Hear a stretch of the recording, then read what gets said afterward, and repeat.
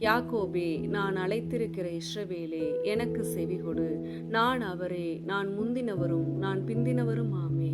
என் கரமே பூமியை அஸ்திபாரப்படுத்தி என் வலதுகை வானங்களை அளவிட்டது. நான் அவைகளுக்கு கட்டளையிட அவைகள் அனைத்தும் நிற்கும். நீங்கள் எல்லாரும் கூடி வந்து கேளுங்கள். கர்த்தருக்கு பிரியமானவன் அவருக்கு சித்தமானதை பாபிலோனில் செய்வான். அவன் புயம் கல்தேயரின் மேல் இருக்கும் என்பதை இவர்களில் அறிவித்தவன் யார்?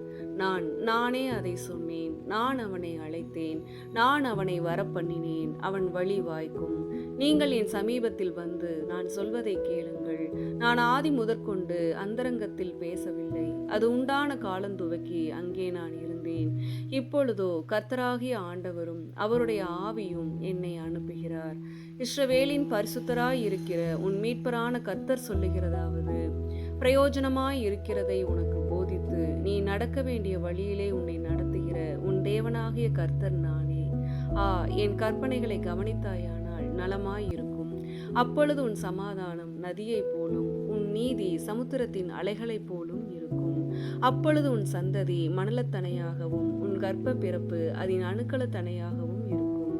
அப்பொழுது அதன் பெயர் நம்மை விட்டு அற்று போகாமலும் அழிக்கப்படாமலும் இருக்கும். பாபிலோனிலிருந்து புறப்படுங்கள், கல்தேயரை விட்டு ஓடி வாருங்கள்.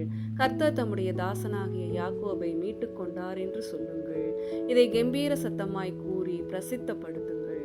பூமியின் கடையாந்திரம் மட்டும் வெளிப்படுத்துங்கள் என்கிறார். அவர் அவர்களை வனாந்தரங்களில் நடத்தும் போது அவர்களுக்கு தாக விடா இருந்ததில்லை. கண்மலையிலிருந்து தண்ணீரை அவர்களுக்கு சுரக்க பண்ணினார்.